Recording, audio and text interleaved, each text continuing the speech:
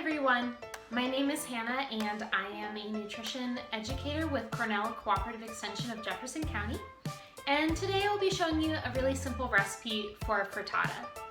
A frittata usually ends up on my weekly menu pretty much every week because it's a great way to clean out your fridge, use up little bits of vegetables and little bits of cheeses to make a really delicious creation. So a frittata is essentially an egg pie. So you're gonna have a whole dozen eggs mixed together. We're gonna add a bunch of cooked and seasoned vegetables into it, a little bit of cheese, and then it goes in the oven to bake. This is also a really great recipe that can be made ahead, so you can mix all your ingredients together and then bake it right before you are ready to eat it. You can also bake it and it's excellent the next day or 2 days after at room temperature, cold, or reheated. So as you can see, it's a really flexible recipe and I am excited to share it with you. So let's go ahead and get started. First, preheat your oven to 350 degrees. Next, gather all of your ingredients.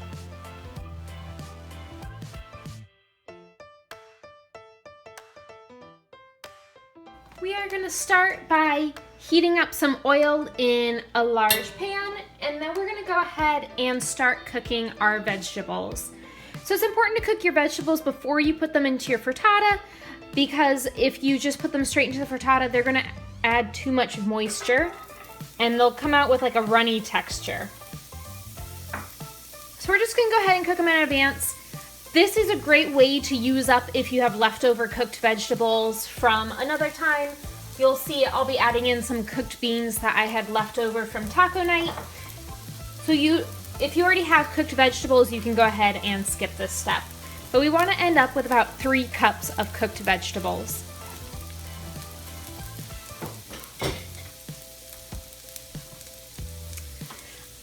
I'm adding in my carrots first because they are going to take the longest time to soften up. If I had an onion, I would add that in now too. Also, if you were cooking sweet potatoes, you could put it in now with your carrots. You could also use baked sweet potatoes or baked veggies. We just want them cooked by some method. While my vegetables are cooking over on the stove, I can start preparing my egg mixture. So I'm going to start by breaking a dozen eggs into this bowl. You can scale this recipe up or down depending on how many eggs you want to use.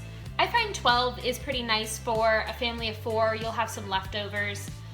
You'll see how much it makes when I pull it out of the oven. And again, the leftovers are really good to use, but if you only have 6 eggs, 8 eggs, you can scale it down.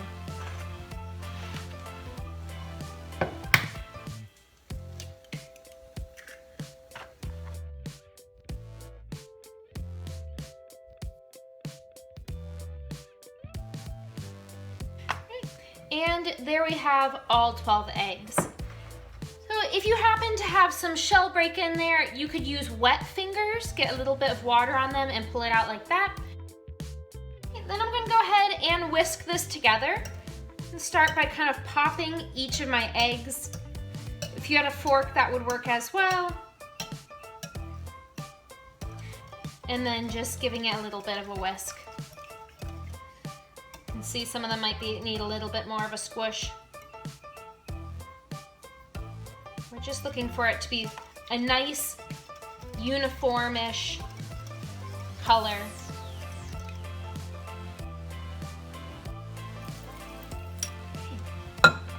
So now, really easy if I hold it this way. It's all pretty well mixed together. There's no giant egg yolk still together. So I'm going to go ahead and add in 3 tablespoons of dairy. You could use a low-fat dairy option. It would be best to reduce your saturated fat intake, though you are only using 3 tablespoons, so if you only have full milk, that's fine. Grind some pepper in there. At this point, you could also add any other seasonings that you might like. You could do a taco seasoning. You could do Italian seasoning, just some parsley. You also have the option to garnish this with herbs at the end, if you have fresh herbs. Go ahead and mix this together and we'll go check on our vegetables. Now back at our stove, our carrots, when I push on them, they're feeling a little bit softer. They will have an opportunity to cook more though with our other vegetables, so I don't want them to be too soft. So this has been about 3 minutes. I'm gonna go ahead and add in my chopped bell pepper at this time.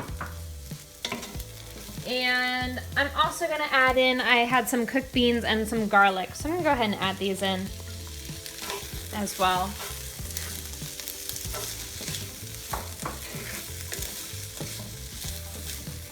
And immediately I can really start to smell the garlic. So that's gonna bring some really beautiful flavors to this dish. And I think this mixture looks really pretty right now, the bright colors.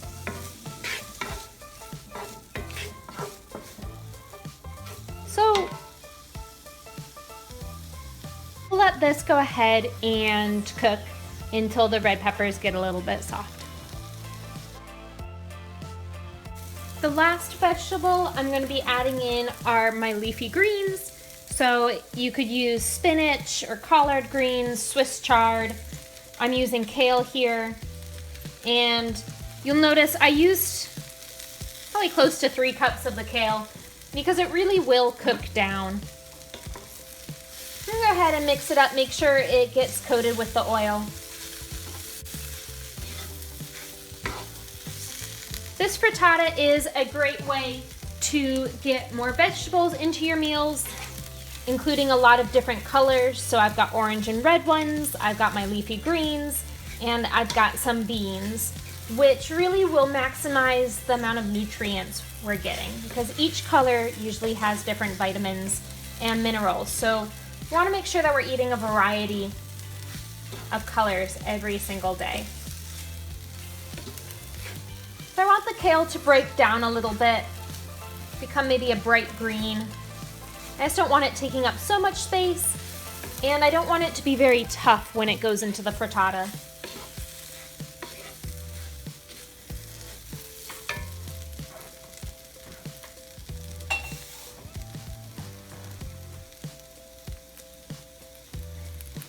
I'm actually going to go ahead and add just a little bit of water.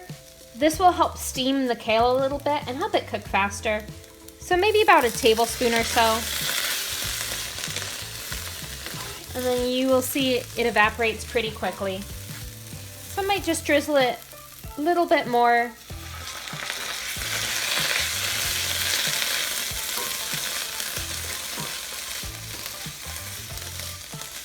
Just to help the kale cook down, which you'll notice it's already starting to do.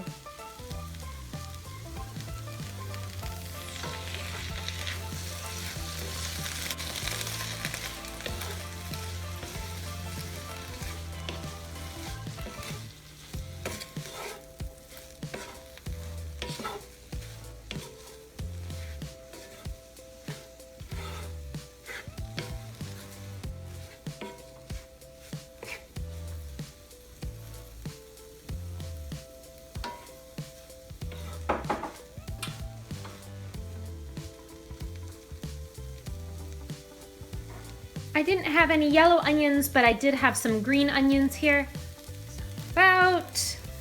Maybe about 2 tablespoons, 1.5 tablespoons. I'm gonna go ahead and add this right now. So they'll just cook a little bit, but they won't cook too much. They won't get soggy.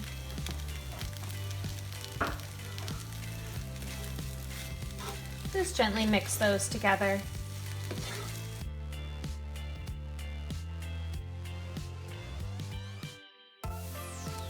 The kale is mostly broken down now, so I'm gonna go ahead and turn off the heat, and I'm gonna let it sit, and I want it to be cool. This is because when I pour the egg mixture on top, I don't want it to start cooking right away. I don't want it to start cooking until it gets into the oven. This will ensure that it's nice and creamy and not overcooked. Alternatively, you could move your vegetables to another pan, maybe a 9x13 baking dish, and then the vegetables will cool a lot quicker. But as it is, I'm just gonna remove them from the heat. Now my vegetables and a pan have cooled down, so I'm ready to add my egg mixture. Before I do though, I'm gonna add some of my cheese. So I've got a low-fat cheddar cheese here. I'm gonna add about half of it to my egg mixture. Give it a good whisk. The rest I am reserving to sprinkle on top. That will give it kind of a nice, crispy, cheesy top. And then I'm gonna go ahead and pour it in.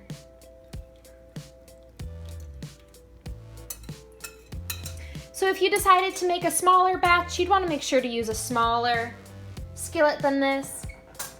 I'm gonna go ahead and kind of spread my egg mixture about, get some of my veggies coated.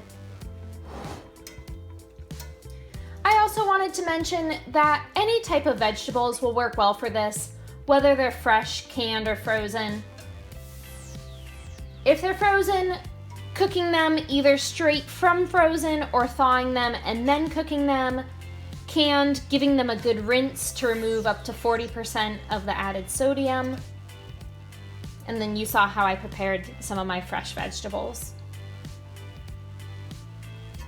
Anything works. All right, I'm gonna go ahead and sprinkle the rest of my cheese on top.